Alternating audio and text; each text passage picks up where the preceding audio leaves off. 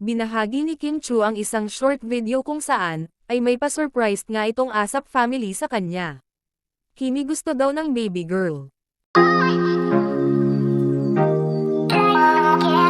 Sa isang video na binahagi ni Kim Chu, ngayong araw, ay masaya itong binahagi sa kanyang IG ang isang pa-surprise ng ASAP kung saan ay anniversary ng teleseryeng, Linlang, at ngayong ASAP nga ay live si Kim Chu, at nagbibigay ito ng performance. Posibleng kasama kaya niya si Pao sa pagbibigay ng performance kung saan nga ay anniversary ng kanilang naturang teleserye.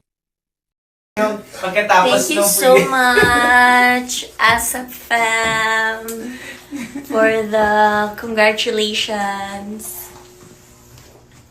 It's a girl.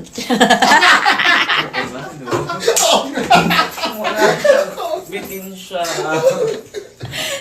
Samantala, talagang inaabangan nga ang performance ni Kim Chu sa ASAP kung saan nga ay hindi nabigo ang mga fans ng Kim Pao, dahil matapos nga mag-perform itong si Kimi, ay may pa-motivation pa ito na binahagi.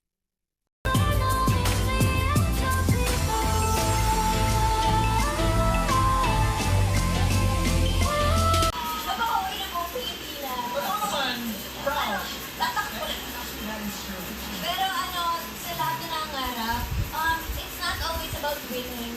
It's about being grateful and being thankful. Yun lang.